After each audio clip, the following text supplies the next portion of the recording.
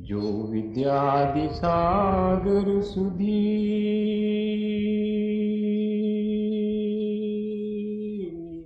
जो विद्यादि सागर सुधी गुरु हैं हितैषी शुद्धात्म में निरत नित्य हितोपदेशी वे पाप ग्रीष्म ऋतु में जल है सयाने पूजूं हैं सतत केवल ज्ञान पाने पूजूं हैं सतत केवल ज्ञान पाने। बोले भगवान महावीर स्वामी की, आचार्य कुंद कुंद स्वामी की, आचार्य गुरु और विद्यासागर मुनि महाराज की।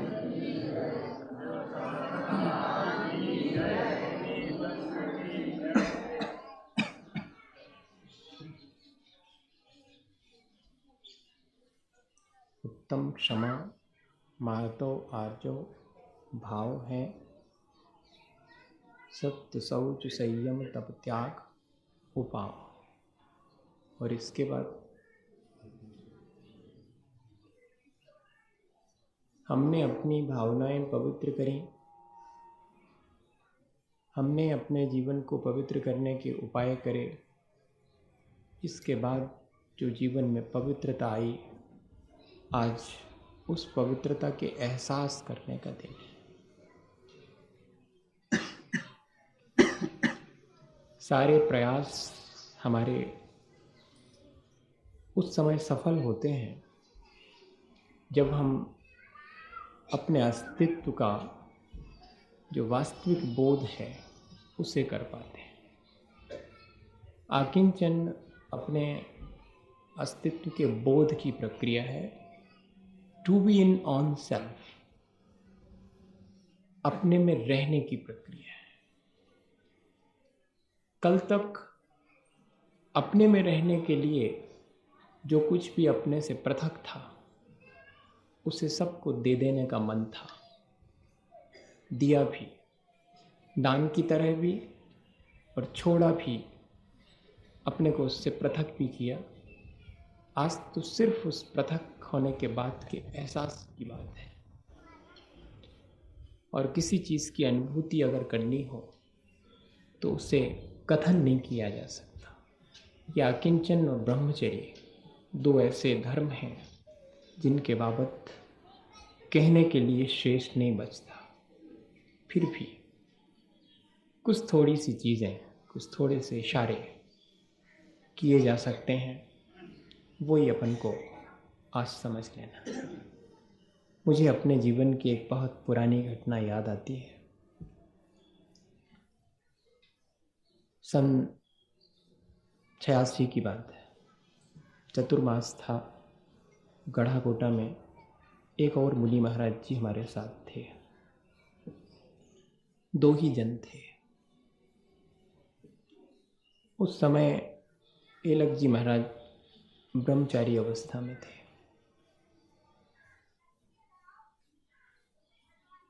ये मेरे अपने जीवन का पहला चतुर्मास था जबकि आचार्य श्री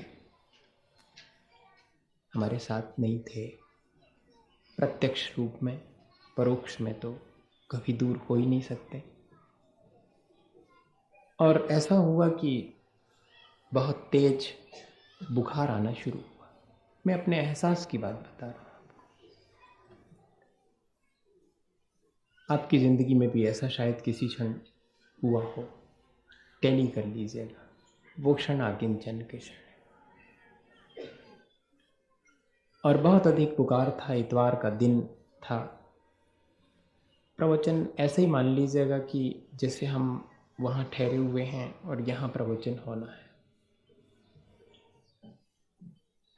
मना भी किया जो मुनि महाराज जी थे उन्होंने कि आपका स्वास्थ्य ठीक नहीं, इसलिए हम भी नहीं जाते हैं प्रवचन करने। हमने कहा नहीं, बहुत लोग आए हैं, इतवार है, करिएगा। गए वो। ब्रह्मचारी जी ने भी मना किया कि हम नहीं जाएंगे। हमने कहा इतवार को सुन लो, कम से कम धर्म ध्यान होगा। बाकी तो बुखार तो अपनी जगह है। इनको भी भेज दिया। अब मैं सिर्फ अकेला रह गया। और इतना बड़ा वो मंदिर था कि जिसमें कोई ऐसा सिर उठा करके देखे तो बहुत दूर तक खाली नज़र पड़ता था। चारों तरफ परिक्रमा है। उसे एक परिक्रमा में लेटे हुए हैं मानिए, और फीवर बढ़ना शुरू हुआ। बहुत अधिक फीवर बढ़ा तो संभालना मुश्किल हुआ अपने आप को। चटाई में से जैसे तैसे करके एक बार मन हुआ कि बाहर देखूं, शायद कोई हो जिसे आवाज़ दे करके बुलाया जा सके। आदमी बाकी सब बर्दाश्त कर लेता है, पीड़ा के समय किसी न किसी के सहारे की आवश्यकता उसे होती है। बहुत पहुँचे हुए व्यक्ति की बात नहीं कर रहा हूँ, लेकिन जब हम अभी बहुत ऊंचाइयों पर नहीं पहुँचे हैं तब तो आवश्यकता होती है। ये बात अलग है कि हम फिर जब कोई ना हो तो शांत रह जाएं या आकुल विकल हो जाएं, ये हमारे ऊपर निर्भर करता है। तो क्षण भर के लिए लगा कि कोई होता, उससे दो आखिरी बातें मैं कह देता, क्योंकि अब लगता नहीं है कि जीवन शेष रहेगा। ऐसी स्थिति उस समय थी। मेरे पास पेन कागज निकट था। मैंने लिखा था उस क्षण, और एहसास किया था इस बात का कि अभी तक कहा ज़रूर मैंने कि कोई किसी का नहीं है। आज ये एहसास हो रहा है कि सचमुच कोई किसी का नहीं है, इसलिए क्योंकि सबको अपना सुख दुख अकेले ही भोगना पड़ता है। धीरे धीरे इस एहसास के साथ बुखार तो आया था, सो उतर गया, पर यह एहसास हमेशा के लिए बना रहा कि घृणापूर्वक ये कह पाना बहुत आसान है या रागपूर्वक ये कह पाना बहुत आसान है, लेकिन राग द्वेष दोनों से परे होकर के ये कह पाना कि सचमुच अपने सुख दुख को हमें अकेले ही भोगना है, ये यकिंचन की उपलब्धि है। जितने क्षणों में आप इस बात का एहसास करें, आपके पास भी यकिंचन धर्म उतने क्षण के लिए हो सकता है, लेकिन परिणामों की निर्मलता के साथ ये चीज़ होनी चाहिए। दूसरे दिन के बाद से फिर लोगों ने बहुत आग्रह किया कि आपके साथ मुश्किल यही है कि जब बीमार होते हैं तब थोड़ा बहुत भी विश्राम नहीं करते हैं, अब आप ज़रा विश्राम करिए। मैंने कहा अब तो विश्राम संभव ही नहीं है। मौत, मैं सुन रहा हूँ तुम्हारे आने से पहले तुम्हारे आने की आवाज़, कितना मधुर है मेरे द्वार पर आकर मुझे पुकारने का तुम्हारा अंदाज़ कि चलो। ऐसे ही किसी दिन हमारे साथ, सबके साथ घटित होगा, लेकिन हम उस दिन ये नहीं कह पाएंगे कि ठीक है हम चलते हैं, अगर समय पूरा हो गया है तो चलते हैं। ये हम कह सकें किसी भी क्षण हमारी इतनी तैयारी हो कि हम अपना सब कुछ काम कर चुके हों और जिस क्षण भी यहाँ से जाने का हो हम तैयार खड़े ही मिलें कि बस चलो, यदि समय आ गया है, वो व्यक्ति आकिंचन का अनुभव कर सकता है। जो जितना अधिक जुड़ा हुआ होगा वस्तुओं से, जितना अधिक उसका मोह होगा चीज़ों से, वो व्यक्ति उतनी जल्दी तैयार नहीं हो पाएगा सब कुछ से मुक्त होने के लिए। इसलिए आवश्यक है कि हम समझें अलोननेस क्या चीज़ है, अकेलापन क्या चीज़ है, लॉन्लीनेस क्या चीज़ है। दो अलग अलग अर्थ हैं, अंग्रेजी के दो अलग अलग शब्द हैं। अलोननेस जिसमें कि हम सफ़र करते हैं, जिसमें कि हम फील करते हैं कि काश कोई होता, कोई हमारा मित्र होता, आज हम बहुत अकेले पड़ गए। ये अलोननेस है जिसमें किसी के होने की आशा है। ये तो बहुत सहज है, ऐसा तो हर एक को होता है। एक दूसरी स्थिति भी बनती है जिसमें हम किसी के साथ एडजस्ट नहीं कर पाते हैं, तब भी हम कहते हैं कि यहाँ कोई हमारा नहीं है। लेकिन तीसरी, लॉन्लीनेस, यहाँ हमारा कोई हो कैसे सकता है? I am sufficient for your self, एक इनर फुलफिलमेंट, एक आत्म संतोष, एक सेल्फ सेटिस्फैक्शन हमारे पास हो कि हम अपने लिए पर्याप्त हैं। हमारे लिए किसी और दूसरे के होने न होने की कोई तकलीफ नहीं है। होने की तकलीफ भी नहीं है और नहीं होने की तकलीफ भी नहीं है। दोनों तकलीफें हुआ करती हैं। किसी के होने से भी आदमी तकलीफ पाता है, किसी के नहीं होने से भी आदमी तकलीफ पाता है। एक ऐसी स्थिति जबकि किसी का चीज़ों का या व्यक्ति का या वस्तुओं का, किसी का भी होना नहीं होना जब कोई मायने नहीं रखता है, इवन अपने शरीर का होना नहीं होना जब कोई मायने नहीं रखता, तब वो जो स्थिति बनती, तब वो जो फील करते हैं हम, वो कहलाता है लॉन्लीनेस। वो अकेलापन, वो एकाकीपन, वो निर्द्वंद और निश्चिंत दशा, वो है आकिंचन का अनुभव। ऐसा आप आसानी से कर सकते हैं, लेकिन आसानी तब होगी जबकि आप निर्द्वंद होंगे, जबकि आप स्वावलंबी होंगे। जो व्यक्ति जितना अधिक परावलंबी होता है, वो व्यक्ति उतना अधिक द्वंद से गुजरता है, वो उतना ही अधिक अनिश्चित रहता है। निश्चिंतता, अगर हम अपना काम अपने हाथ से करते हैं तो हम निश्चिंत हैं कि हम कर लेंगे। लेकिन अगर हम दूसरे के आलंबन लेते हैं, दूसरे का सहारा लेते हैं अपने हर कार्य में, एक कटोरी भी यहाँ से उठाकर रखनी है तो एक नौकर चाहिए, कपड़े पहनना है तो एक नौकर चाहिए, सोफर चाहिए जो कि दरवाज़ा खोले तब साहब कार में बैठेंगे। अगर इतना परावलंबन है तो मानिएगा कि आप इस तरह की अनुभूति नहीं कर पाएंगे। जितना व्यक्ति स्वावलंबी होगा उतना निर्द्वंद होगा, जितना निर्द्वंद होगा उतना निश्चिंत होगा, उतना ही अधिक वो आकिंचन का अनुभव करेगा। कहीं कोई शिकायत उसके जीवन में शेष नहीं रह जाएगी जो कि आकिंचन धर्म को स्वीकार कर लेता है। किसी से कोई शिकायत नहीं रहती, क्योंकि किसी से कोई अपेक्षा नहीं रहती, क्योंकि वो अपने हाथ से हर काम करने के लिए तैयार है, स्वावलंबी है। द्वंद्व कई तरह के होते हैं। एक बहुत बड़ा साधु था, और द्वंद्व की बात करूँगा अभी आपसे। पहले एक चीज़ समझ लें कि अलोननेस क्या चीज़ होती है। बहुत बड़ा साधु था, उसके पास में एक राजा आया कि वो कोई शांति का उपाय चाहता। उसने कहा मिलेगा शांति का उपाय, पर अकेले होकर के आना। उसने कहा अकेले होकर के? अकेले ही तो आया हूँ। नहीं, अभी अकेले होके नहीं आए, सब कुछ छोड़ करके आओ। देखो तो सबको साथ में लेकर के आया, पूरी लॉबी साथ में आई है, मंत्री आया है साथ में, पुरोहित आया है, इसको छोड़ करके आओ, अकेले आना। उसने कहा ठीक आएंगे। सब कुछ छोड़ करके वो अकेले होकर के आया। पर साधु जानता था कि अभी अकेला नहीं हुआ है, भीतर से अकेला नहीं हुआ, बाहर से अकेला होके आया है। कोई बात नहीं, आश्रम में झाड़ू लगाने का काम करो। बड़ा अजीब लगा सबको, इतना बड़ा राजा और आश्रम में आनंद की खोज के लिए आया और कहते झाड़ू लगाओ। लोगों ने कहा कि क्या कर रहे हैं आप? उसने कहा जो इसके योग्य है वही इससे करवा रहा हूं। राजा ने झाड़ू लगाना शुरू कर दिया। कचरा फेंकता था, झाड़ू लगा करके दूर तक जाता था कचरा फेंकने। कचरा फेंकने जा रहा था और अचानक एक आदमी टकराया। तो मालूम उसने क्या कहा? जबकि वो सब चीज़ों से मुक्त होकर आया था। उसने कहा कि क्यों, फूट गई क्या? 15 दिन पहले तो सब ठीक दिखता था, अब इतना बड़ा आदमी नहीं दिख रहा हूँ मैं। बाकी लोगों ने आकर के खबर दी कि उसने ऐसा जवाब दिया है।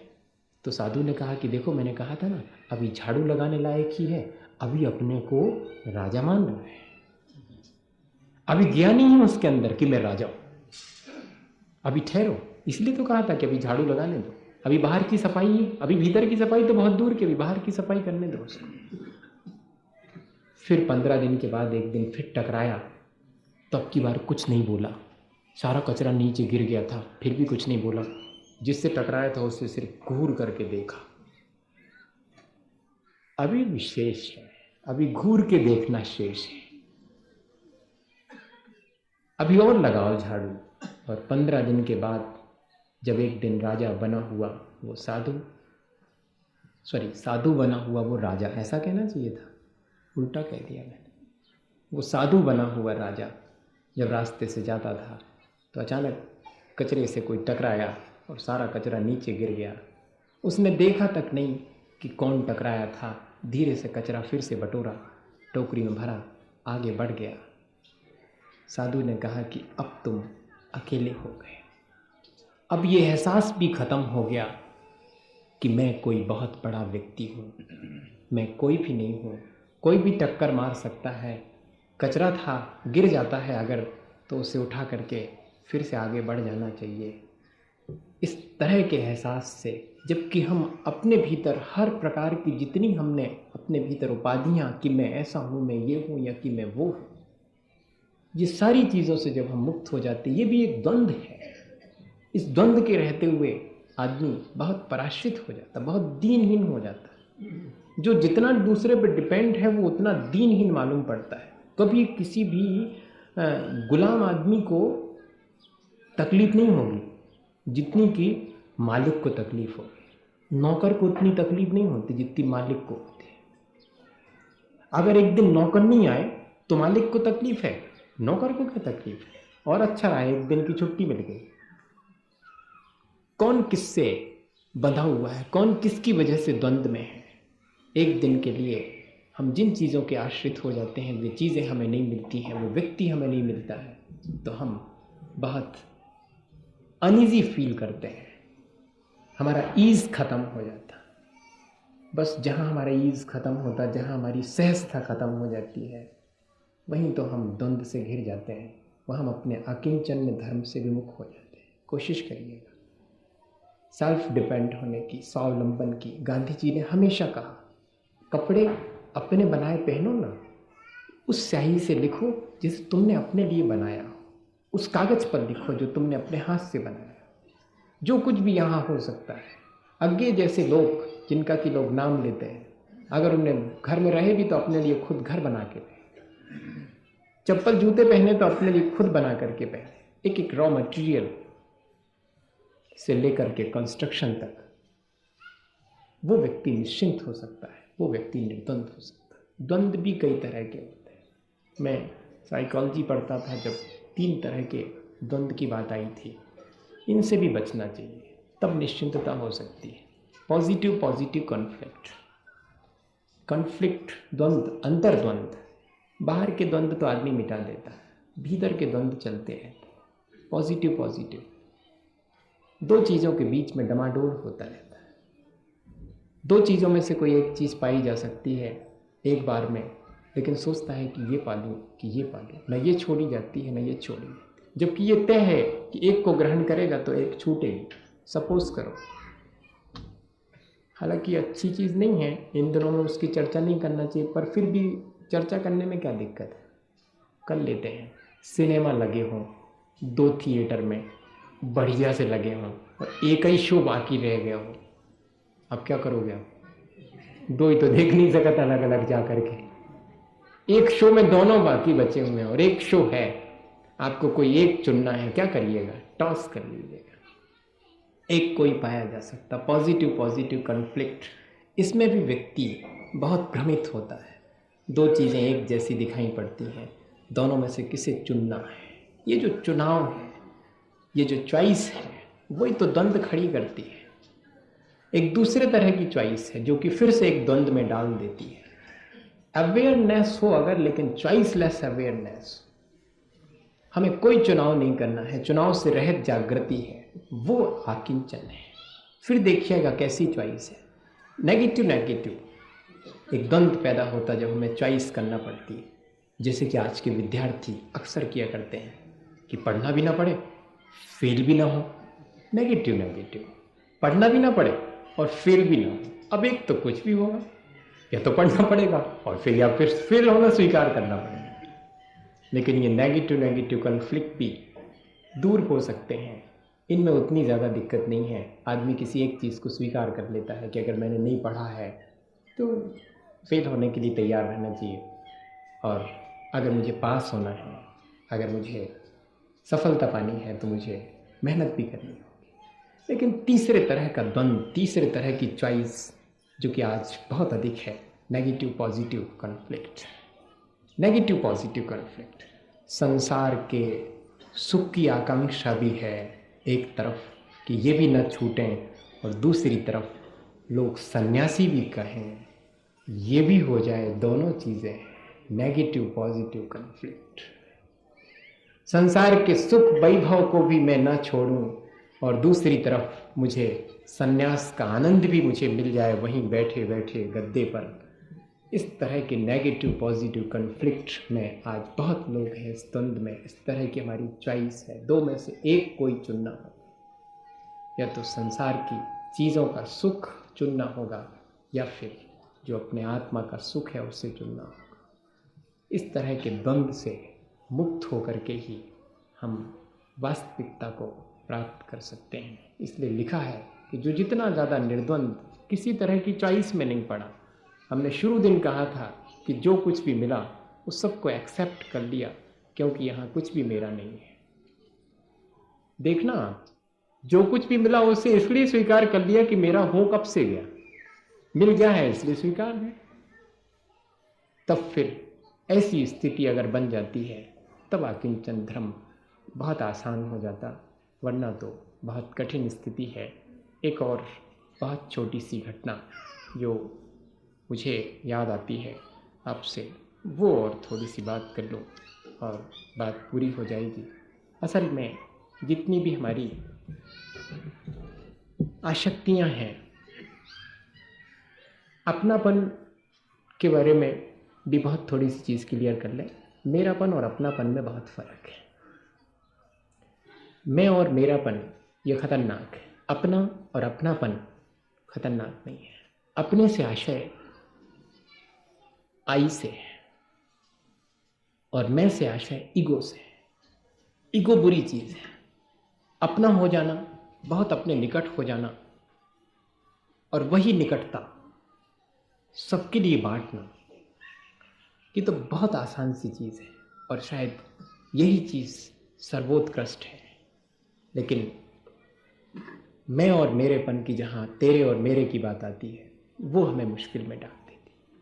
उससे बचने की कोशिश करिए। जहाँ पर कहीं ये कहा जाए कि अपनेपन से बचिए, वहाँ पर आशय यही लेना कि मेरेपन से बचने का है, अन्यथा आप मुश्किल में पड़ेंगे।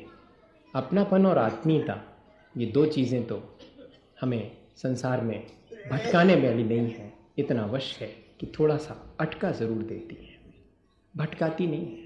हमें पहले ये आत्मीयता सीखनी पड़ेगी।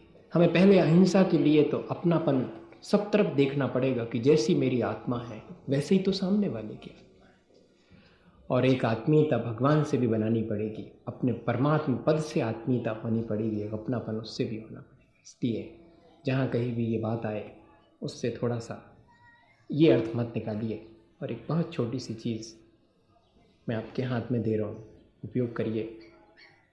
कल तो शायद विश्राम करेंगे, मेरे ख्याल से सब लोग विश्राम करेंगे। आज पर्युषण का आखिरी दिन माने ले रहा हूँ। एक दिन पहले ही अंतिम कह सकें, ऐसा कहाँ हमारा जीवन हो पाता है। कल मृत्यु आने को है और आज मैं कह सकूँ कि आओ, शान से आओ, मैंने आज कल तक का काम आज पूरा कर लिया है, मैं निश्चिंत हूँ। अगर हम इतना अलर्ट हो जाएं, फिर देखिएगा कैसे हमारे जीवन में धर्म उपलब्ध नहीं होता। हमें द्वंद्व में डालने वाली चीज़ों को हम अपने चारों तरफ जोड़ते हैं, और फिर हम उससे परेशानी इकट्ठी करते हैं और दूसरे से उपाय पूछा करते हैं। इसके बारे में बहुत छोटी सी घटना मुझे याद आती, आप खुद उसको देखिएगा। मैं बहुत हंसा था उस घटना को पढ़ करके, आप मत हंसिएगा। हंसना अच्छी चीज़ नहीं है। ऐसी घटनाओं को सुन करके थोड़ी देर के लिए रोना भी चाहिए कि हम भी तो ऐसे ही कर रहे हैं। अपनी गलतियों पर रोना कोई बुरी बात नहीं है, दूसरे की गलती पे हंसना बुरी बात है, लेकिन अपनी गलती पर रोना बुरी बात है। दूसरे की गलती पर हंस लीजिए थोड़ा सा, लेकिन वैसे ही अगर आप भी करते हो तो कहीं एक कोने में जा कर के रो लीजिएगा कि मैं ऐसा क्यों हूँ। एक बहुत बड़ा सेठ था, बहुत पैसा इकट्ठा करा उसने, पूरी ज़िंदगी इकट्ठा, लेकिन आनंद नहीं मिला, क्योंकि डिपेंड था, वो पैसे के ऊपर डिपेंड था। जिसने अपनी सुरक्षा पैसे मान रखी है वो व्यक्ति निश्चिंत कैसे हो सकता है? हो ही नहीं सकता। चीज़ों में जिसने अपनी सुरक्षा मान रखी है वो निश्चिंत कैसे हो सकता? कल चीज़ें नहीं रहेंगी तो बड़ी अनिश्चितता हो जाएगी, बड़ी मुश्किल खड़ी हो जाएगी। और ऐसे ही उसके साथ था, लेकिन उसे ध्यान था कि कहीं कोई आनंद पाने की चीज़ है, वो पाई जा सकती है। वो अकिंचन नहीं समझता था, वो चाहता था कि आनंद मिले, लेकिन पैसे के साथ में आनंद मिल जाए ये उसका भ्रम था। चीज़ों के साथ आनंद मिल जाए, चीज़ों के साथ आनंद निकालना बहुत विरले लोगों की बात है। जो जितना डिटैच होते हैं उससे, वो चीज़ों के होते हुए भी उनसे आनंद निकाल लेते हैं, ये ध्यान रखिए। चीज़ें अफरात फैली रह जाती हैं उनके बीच भी। हमारे भगवान ही इस बात के प्रतीक हैं। सारा वैभव उनके नीचे पड़ा है, लेकिन 4 अंगुल ऊपर वो अकिंचन, सब कुछ होते हुए भी ऐसे बैठे हुए हैं। लाद दो तुम पूरे मंदिर में सोना चांदी, पहना दो भगवान को, लेकिन वो तो जो को तुम वीतरागी बैठे रहेंगे। वो शिक्षा ये देते हैं कि सारा ताम झाम और उसके बीच में मैं, ये ताम झाम मेरे लिए कभी आनंद नहीं दे पाया। मैंने इसको जितना दूर हटाया उतना मैं, जितना मैं इससे दूर हटाया नहीं, ये भाषा उपयोग करूं तो ज़्यादा अच्छा होगा। इसे मैंने जितना दूर हटाया नहीं, ये तो मेरे पास निकट था ही, मैं इससे जितना दूर हट गया मुझे उतनी शांति मिल गई। वो गांव-गांव घूमा, लोगों से पूछता था वो कि आनंद मिलेगा कहीं पर? तो लोगों ने कहा हम भी उसकी खोज में हैं, आपको कहीं मिले तो आप खबर भेजना। किसी ने नहीं खबर भेजी, ना उसे मिला। कई गांव में गया, एक दिन तो थक गया, तो गांव के बाहर ही उसने देखा कि एक फकीर सा आदमी बैठा हुआ है। तो वहाँ जा कर के और उसने अपनी जो थैली वैली लिए था जिसमें हीरे जवाहरात बहुत भरे थे, वो लेके चल रहा था कि आनंद की खोज में लेके चल रहा था। सारे हीरे जवाहरात, आनंद की खोज में निकला हुआ है, हीरे जवाहरात लेकर के, देखना जरा मजा। तो उसने अपनी पूरी थैली वहीं पर पटकी और फकीर के पास बैठ गया कि आपको कहीं आनंद मिला, आपका उससे कोई परिचय है? तो फकीर मुस्कुरा दिया। ये नहीं कहा कि मुझे खबर नहीं है, मुझे नहीं मिला है। इसने सोचा कि ये भी चुपचाप बैठा, मैं भी चुपचाप बैठूं, और पोटली ऐसी रख के जैसे ही 2 मिनट उसने आंख बंद करके, थका हारा था तो बैठा, इतने में उसने देखा कि वो फकीर आदमी ने वो थैली उठाई, वो दौड़ लगा दी। ये तो बड़ा गड़बड़ हो गया। तो वो भागा उसके पीछे। वो फकीर थैली लिए आगे आगे भागता जाता था और ये पीछे पीछे भागता जाता। आनंद की खोज, सारे रास्ते, जितने गांव के रास्ते थे सब में से वो फकीर गया। लोग देख रहे हैं, लोग पीछे होते चले जा रहे हैं कि ये मजा क्या, ये माजरा क्या है, आखिर ये बात क्या हो गई कि फकीर पोटली के लिए भाग रहा है और ये सेठ उसके पीछे पीछे भाग रहा है। एक एक गली में से निकलता था, पूरे गांव में घूम फिर करके आखिर में आया और वो थक गया था फकीर। उसने फिर पोटली पटकी और आराम से टिक के बैठ गया। वो सेठ जल्दी से दौड़ कर आया और उसने अपनी पोटली अपने कब्जे में करी। थके हारे फकीर ने कहा कि कुछ पूछ रहे थे ना, और तो नहीं कुछ पूछना? उसने कहा क्या पूछना, इतना परेशान कर दिया पूरा, इतना घुमा दिया, पूरे चक्कर लगवा दिया, अब कह रहे कि कुछ और तो नहीं पूछना। तो बोले नहीं, तुम समझ नहीं पाओगे, मैंने परेशान नहीं किया। मैंने कहाँ परेशान किया? तुम्हारी पोटली में तुम्हें परेशान किया, मैंने कहाँ परेशान किया? तुम ये जिसको अपने साथ लिए घूम रहे हो और जिस आनंद की खोज में निकले हो, वो तुम्हारी परेशानी का पहला कारण है। मैंने तुम्हें बिल्कुल परेशान नहीं किया। मैं तो ये तुम्हें बता देना चाह रहा था कि जो चीज़ तुमने अपने हाथ में आनंद की खोज के लिए निकलने से पहले रख ली है, वो चीज़ आनंद की खोज में बाधक है। हम जितनी चीज़ें अपने साथ आत्मानंद की प्राप्ति के लिए रखेंगे, उतने आत्मानंद से दूर रहेंगे, और जितने हम आत्मा के निकट रहेंगे चीज़ों से, उतने हम अपने आप दूर हो करके और अपने आप में स्वस्थ रहेंगे। कोशिश करिएगा, चीज़ें सारी पड़ी रहने दीजिएगा, आप क्षण भर के लिए उनसे अपने को जुदा तो करके देखिएगा, फिर देखिएगा कि कैसा आनंद आता है। बहुत ज़्यादा आने लगे तो फिर वेलकम कर रहा हूँ आपको, इससे ज़्यादा और क्या कर सकता हूँ। हम लोग 3 हैं, 5 हो जाएं, 10 हो जाएं तो अच्छा ही है। फिर मैं आपको परेशानी में नहीं डालना चाहूँगा उस फकीर की तरह, आपका बिल्कुल नहीं छुड़ा के दौड़ूंगा, आपको कहानी भर सुना रहा हूँ। नहीं, आपको एहसास दूसरे के अनुभव से हो गया, आपको ऐसे अनुभव में नहीं डालूंगा, पर आप गौर से देखिएगा कि जहां आप हैं वहां पर भी आप कितने स्वस्थ हो सकते हैं। मैं तो यही प्रक्रिया दूंगा आपके लिए कि आप कोशिश करिएगा कि जीवन को बेहतर जीना चाहते हैं तो चीज़ों की तासीर समझ करके और स्वावलंबन होने की कोशिश करिएगा। उन चीज़ों से अपने को थोड़ी देर के लिए अलहदा करके देखिएगा। ये घड़ी मेरी नहीं है, बस थोड़ी देर के लिए करके देखिए। उस बीच में कोई छोटा सा बेटा आकर के उठा ले जाता है, ज़रा देखिए तो कैसा लगता है। ले गया, मेरी थी कब, देखूंगा 10 मिनट के बाद। 10 मिनट के लिए एहसास करके देखिए, बहुत आसान लगेगा आपको कि वाकई में आनंद बहुत आता है। ऐसे आकिंचन धर्म और कल आने वाले ब्रह्मचर्य धर्म के बारे में भी फिर कभी बैठेंगे। ब्रह्मचर्य को कहा नहीं जा सकता, ना आकिंचन को कहा जा सकता, ये तो अनुभव करने की चीज़ें हैं। आकाश की तरह निर्मल हो जाना, जो जितना हल्का हो जाता है वो आकाश की तरह उतना निर्मल हो जाता है, वो ब्रह्मचर्य को उपलब्ध हो जाता है। और हम कोशिश करें अपने जीवन में कि डिटैच हों, कोशिश करें हम अपने जीवन में कि क्षण भर के लिए स्वावलंबन, अपने आत्मा का ही आलंबन दे करके पर पदार्थों के प्रति मुक्त होने की कोशिश करें। ऐसी भावना के साथ बोलिए आचार्य गुरु और विद्यासागर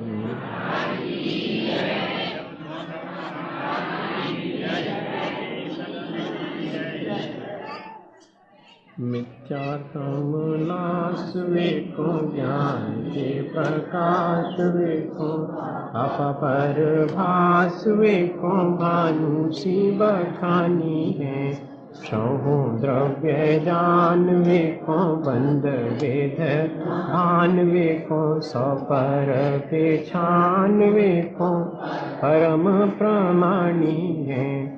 अनुभव बताए वेखो, जीवों के जताए वेखो, कहु न सताए वेखो, भव्य और रानी है। जहाँ तहाँ तार वेखो, पार के उतार वेखो, सुख विस्तार वेखो, यही जीवन वाणी है।